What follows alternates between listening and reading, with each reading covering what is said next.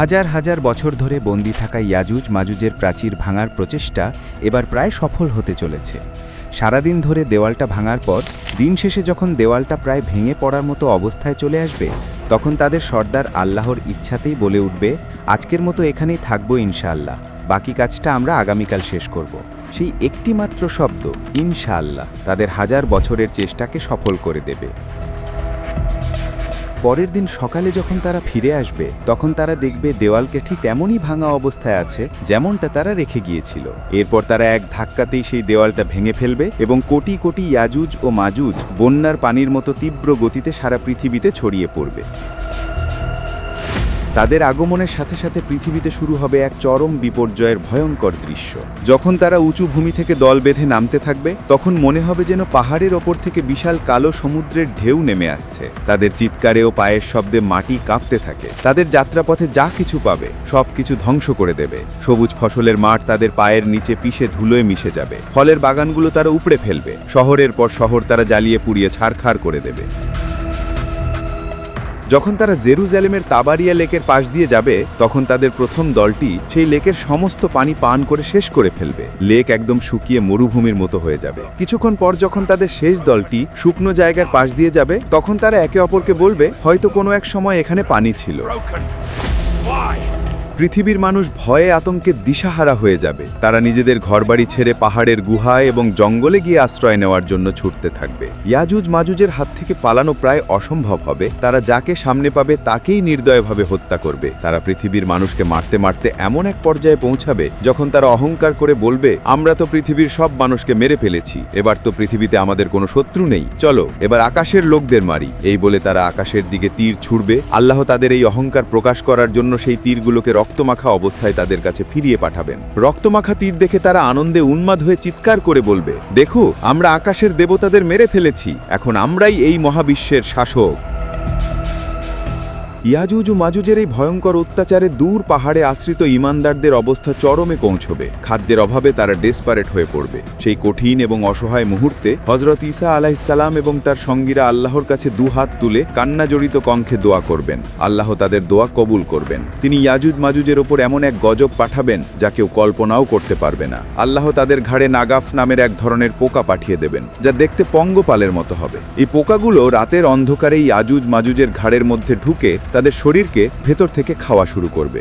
এক রাতের মধ্যে তাদের বিশাল বাহিনীর একজনও জীবিত থাকবে না। তারা সবাই একসাথে পচে গলে এমনভাবে মারা যাবে যে তাদের মরদেহের দুর্গন্ধে পৃথিবীর বাতাসে নিঃশ্বাস নেওয়াটাই কঠিন হয়ে যাবে।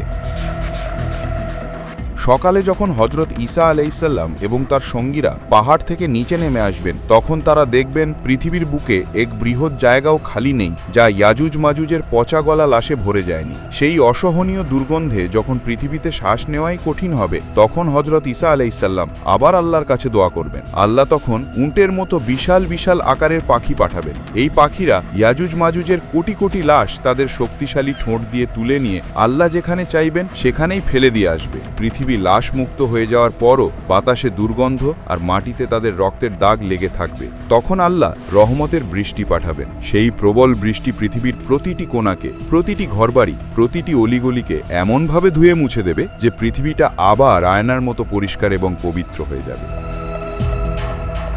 ইয়াজুজ মাজুজের ফিতনা শেষ হওয়ার পর হযরত ঈসা আলাইহিসসালামের নেতৃত্বে পৃথিবীতে শুরু হবে সেই আসল শান্তির যুগ, যাকে সোনালী যুগ বলা হয়। আল্লাহ জমিনে সকল বরকত ফিরিয়ে দেওয়ার আদেশ করবেন। সকল প্রকার ফল ফসল এমনভাবে উগরে দেবে যে একটিমাত্র ডালিম একজন লোককেও শেষ করতে পারবে না, এবং মানুষ তার পোশাকে ছাতা হিসেবে ব্যবহার করবে। দুধের মধ্যে এত বরকত হবে যে একটিমাত্র উটের দুধ একটি বিশাল গোত্রের জন্য যথেষ্ট হবে। পৃথিবী থেকে সকল প্রকার জুলুম, অত্যাচার, হিংসা, বিদ্বেষ উঠে যাবে। মানুষের অন্তর এতটাই পরিষ্কার হয়ে যাবে যে একে অপরের প্রতি কোনো শত্রুতা থাকবে না। হাদিসে এসেছে, সেই সময়ে বাঘ আর গরু একসাথে বিচরণ করবে। শিশুরা বিষাক্ত সাপের মুখে হাত দেবে, কিন্তু সাপ তাদের কোনো ক্ষতি করবে না। হযরত ঈসা আলাইহিসসালাম একজন ন্যায়পরায়ণ শাসক হিসেবে পৃথিবীতে 40 বছর শাসন করবেন। তিনি নতুন কোনো ধর্ম নিয়ে আসবেন না, বরং আমাদের প্রিয় নবী হযরত মুহাম্মদ সাল্লাল্লাহু আলাইহি ওয়াসাল্লামের শরীয়ত অনুযায়ী শাসন করবেন। এভাবেই পৃথিবীতে এক নিখুঁত শান্তি ও ন্যায় বিচার প্রতিষ্ঠা করার পর হজরত ঈসা আলাইহিসসালাম স্বাভাবিকভাবে মৃত্যুবরণ করবেন। মুসলিমরা তার জানাজার নামাজ আদায় করবেন এবং আমাদের প্রিয় নবী হজরত মুহাম্মদ সাল্লাল্লাহু আলাইহি ওয়াসাল্লামের রৌজার পাশেই তাকে দাফন করা হবে। হজরত ঈসা আলাইহিসসালামের মৃত্যুর পর পৃথিবীতে আবার ধীরে ধীরে বিপর্যয় নেমে আসতে শুরু করে। ভালো মানুষের সংখ্যা কমতে থাকবে আর খারাপ মানুষের সংখ্যা বাড়তে থাকবে। ঈমানদার মানুষরা একে একে পৃথিবী থেকে বিদায় নিতে থাকবেন। জ্ঞান ধীরে ধীরে উঠে যাবে আর পৃথিবী আবার অজ্ঞতা আর পাপাচারের অন্ধকারে ডুবে যেতে শুরু করবে। এমন এক সময় আসবে যখন পৃথিবীতে আল্লাহ নামটি নেওয়ার মতো আর কোনো লোক থাকবে না। হাদিসে এসেছে, সেই সময় পৃথিবীর বুকে সবচেয়ে নিকৃষ্ট লোকেরাই বেঁচে থাকবে। তারা পশুর মতো নির্লজ্জভাবে প্রকাশ্যে রাস্তায় দাঁড়িয়ে খারাপ কাজে লিপ্ত হবে এবং তাদের উপরেই কিয়ামত সংঘটিত হবে।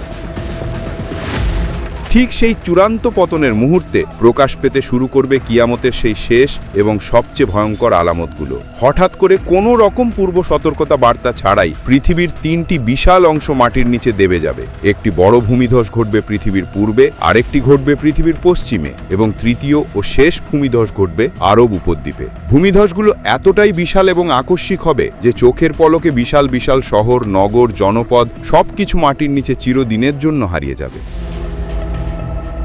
এই ভয়ঙ্কর ভূমিধসের কিছুদিন পরই প্রকাশ পাবে কিয়ামতের আরও একটি বড় আলামত, ধোঁকান বা ধোঁয়া। হঠাৎ করে পুরো আকাশ এক অদ্ভুত এবং রহস্যময় ধোঁয়ায় ঢেকে যাবে, যা 40 দিন পর্যন্ত স্থায়ী থাকবে। যারা ঈমানদার তাদের উপরে ধোঁয়ার প্রভাব হবে খুবই সামান্য, হালকা সর্দি কাশির মতো। কিন্তু যারা অবিশ্বাসী তাদের জন্য এই ধোঁয়া হবে এক ভয়ঙ্কর আযাব। সেই ধোঁয়া নাক, কান এবং চোখ দিয়ে শরীরের ভিতরে প্রবেশ করে তাদের প্রচণ্ড যন্ত্রণা দেবে। 40 দিন এই ভয়ঙ্কর আযাব চলার পর মানুষ ভাববে হয়তো সবচেয়ে ভয়ঙ্কর সময় পার হয়ে গেছে, কিন্তু তারা জানত না এটি ছিল চূড়ান্ত ধ্বংসের আগে শেষ শান্ত অবস্থা। সেই রাতের পর যখন ভোরের আলো ফোটার সময় হবে, তখন মানুষ এক অবিশ্বাস্য এবং ভয়ঙ্কর দৃশ্যের সাক্ষী হবে, যা মানবজাতির ইতিহাসে আর কখনো হয়নি। সেদিন সূর্য পূর্ব দিক থেকে নয়, বরং পশ্চিম দিক থেকে উদিত হবে। এই দৃশ্য দেখার সাথে সাথেই পৃথিবীর সকল মানুষ, মুমিন হোক বা কাফের, এক মুহূর্তের মধ্যে বুঝতে পারবে যে সময় শেষ। কিয়ামতের চূড়ান্ত ঘোষণা এসেছে। তখন পৃথিবীর সকল কাফের আর পাপী বান্দা আল্লাহর সামনে লুটিয়ে পড়বে, ক্ষমা চাইতে শুরু করবে। কিন্তু সেদিন তাদের ঈমান আর কোনো কাজে আসবে না, কারণ পশ্চিম দিক থেকে সূর্য ওঠার সাথে সাথেই আল্লাহর হুকুমে তাওবা বা ক্ষমা প্রার্থনার দরজা চিরদিনের জন্য বন্ধ হয়ে যাবে। পশ্চিম দিক থেকে সূর্য ওঠার কিছুক্ষণ পরই, সম্ভবত সেদিন সকালেই, প্রকাশ পাবে কিয়ামতের আরও একটি বড় আলামত। মক্কার সাফা পাহাড় বা অন্য কোনো জায়গা থেকে জমি এক বিকট শব্দে ফেটে চৌচির হয়ে যাবে এবং মাটি ফুঁড়ে বেরিয়ে আসবে এক অদ্ভুত রহস্যময় প্রাণী। এটি হলো সেই দাব্বাতুল আরদ। হাদিসের বর্ণনা অনুযায়ী এই প্রাণীটি কোনো সাধারণ পশুর মতো হবে না, এটি হবে বিভিন্ন পশুর সংমিশ্রণে এক অদ্ভুত আকৃতির সৃষ্টি। সে মানুষের সাথে মানুষের ভাষায় কথা বলবে এবং তার চলার গতি হবে অবিশ্বাস্য। তার হাতে থাকবে দুটি ঐতিহাসিক এবং শক্তিশালী জিনিস, এক হজরত মুসা আলাইহিসসালামের সেই অলৌকিক লাঠি এবং দুই হজরত সুলাইমান আলাইহিসসালামের সেই বিখ্যাত আংটি। দাব্বাতুল আরদের কাজ হবে চিহ্নিত করা। সে বিদ্যুৎ গতিতে সারা পৃথিবীতে ভ্রমণ করবে এবং প্রত্যেকটি মানুষের সামনে গিয়ে দাঁড়াবে। পৃথিবীর কোনো একজন মানুষও তার থেকে পালাতে বা লুকোতে পারবে না। যখন সে একজন ঈমানদার ব্যক্তির সামনে আসবে, তখন সে তার হাতে থাকা হজরত মুসা আলাইহিসসালামের লাঠি দিয়ে সেই ব্যক্তির চেহারায় একটি চিহ্ন এঁকে দেবে। সেই চিহ্ন দেওয়ার সাথে সাথে ঈমানদার ব্যক্তির চেহারা নূরের মতো উজ্জ্বল এবং ঝলমলে হয়ে যাবে। আর যখন সে একজন অবিশ্বাসী ব্যক্তির সামনে আসবে, তখন সে তার হাতে থাকা হজরত সুলাইমান আলাইহিসসালামের আংটি দিয়ে তার নাকে একটি শিলমোহর মেরে দেবে। সেই চিহ্ন দেওয়ার সাথে সাথে কাফিরের চেহারা ঘুটঘুটে কালো এবং কুৎসিত হয়ে যাবে। এইভাবেই সে পৃথিবীর প্রথম থেকে শেষ পর্যন্ত আসা প্রত্যেকটি মানুষকে দুটি স্পষ্ট ভাগে ভাগ করে ফেলবে, মুমিন এবং কাফের।